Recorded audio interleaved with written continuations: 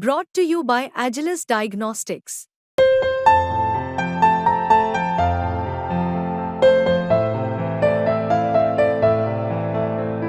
Agilus Diagnostics. Port से लेकर power तक के कारोबारों में मौजूद गौतम अडानी ने अब एक नए धंधे में उतरने का मन बना लिया है। इसके साथ ही वे देश की कुछ बड़ी कंपनियों को चुनौती भी देने वाले हैं। अडानी दुनिया के सबसे बड़े पोर्ट्स में गिने जाने वाले मुंद्रा पोर्ट का इस्तेमाल इस कारोबार के लिए करने वाले हैं। आप सोचेंगे कि आखिर अब किस कारोबार में अडानी उतरने वाले हैं, तो चलिए इस रिपोर्ट में आपको बताते हैं कि कैसे गौतम अडानी एक नए कारोबार की नींव रखने जा रहे हैं। नमस्कार, मैं हूं श्रेया ठाकुर और आप देख रहे हैं बिस्तर। असल में गौतम अडानी अब शिप बिल्डिंग यानी पानी के जहाज बनाने के धंधे में कूदने वाले हैं। इसमें उनके पास सबसे बड़ा फायदा ये है कि अडानी पोर्ट्स के पास देश का सबसे बड़ा मुंद्रा पोर्ट मौजूद है और अडानी इसी पोर्ट पर शिप बिल्डिंग शुरू करना चाहते हैं। अडानी के शिप बिल्डिंग के धंधे में उतरने की खबर से ही अडानी पोर्ट के शेयरों में मंगलवार को तेजी दिखाई दी। दोपहर 2:30 बजे के करीब अडानी पोर्ट के शेयर आधा फीसदी उछलकर 1481 रुपए पर कारोबार कर रहे थे। कारोबार के दौरान इसके शेयर 1500 रुपए की हाई तक गए थे।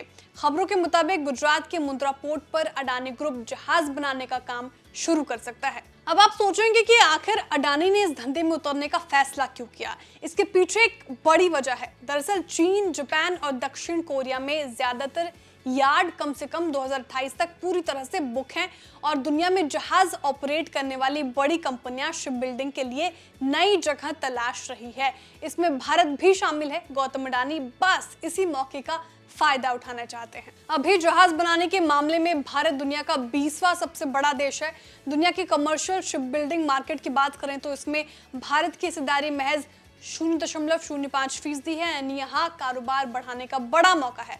सरकार ने भी अपने मैरीटाइम इंडिया विजन 2030 में भारत को दुनिया के कमर्शियल शिप बिल्डिंग मार्केट में टॉप 10 में पहुंचाने का टारगेट रखा है। विकसित भारत 2047 के मैरीटाइम अमृतकाल विजन में टॉप 5 में पहुंचने का लक्ष्य रखा गया है। सरकार के इस विजन को हासिल करने में गौतम अडानी का ये कदम अहम साबित हो सकता है।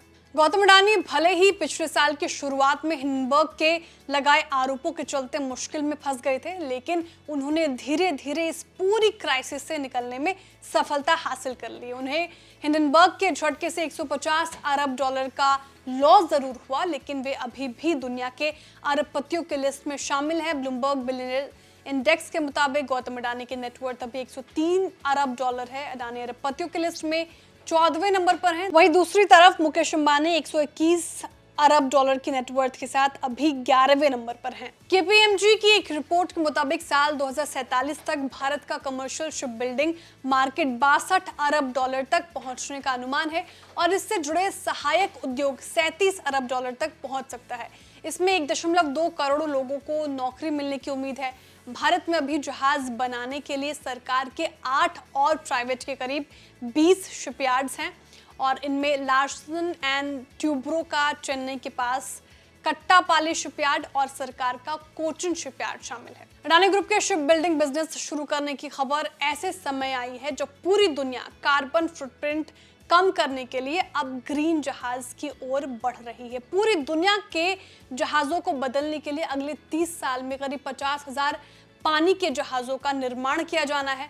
अभी अडानी ग्रुप की ओर से इस पर कोई प्रतिक्रिया नहीं आई, लेकिन हालांकि इस बिजनेस से अडानी ग्रुप को अच्छा मुनाफा हो सकता है। आपको ये रिपोर्ट कैसी लगी कमेंट करके जरूर बताएं। वीडियो को लाइक करें, चैनल को सब्सक्राइब करें और देखते रहिए बिस्तर।